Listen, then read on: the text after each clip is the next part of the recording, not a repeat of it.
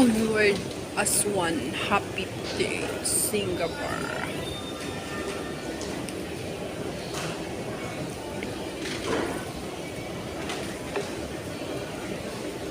QB House Premium.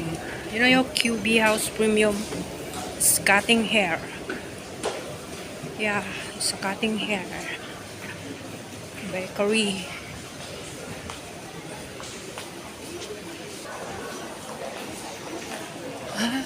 Papunta daw yung alaga ko sa guys, library, kaya bumili ako ng fruits ko. Punta ako dun sa kanina sa Watson. Masungit pa naman yung nandun. Nagtanong ako kung kung meron silang pang rashes ba, kasi meron tayong rashes.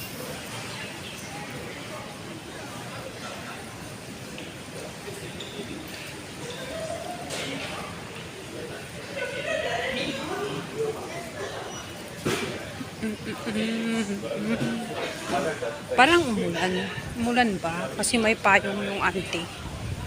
Or just payong for the mainit. O nga mainit. Ayan o.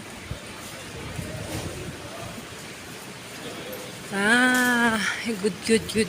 Mainit nga. Buti naman pag mainit yung weather. Kasi every time retail management of Scarpa stay at home, every time stay at home, so hindi tayo na iinitan sa loob ng bahay.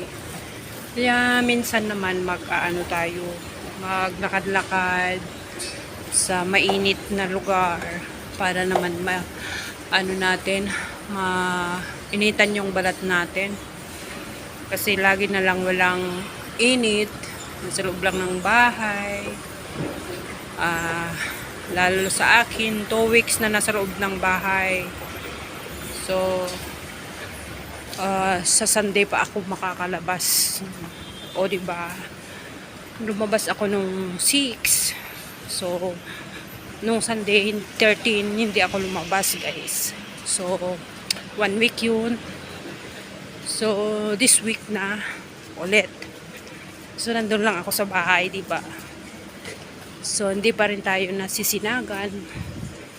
Kaya eto, just for a moment only, lumabas tayo para naman mainitan tayo ng konti, ganyan. Kasi minsan yung balat natin mag-iiba ng kulay, diba? Pag hindi tayo na initan o wala tayong vitamin for the sunshine, sunrise, o diba?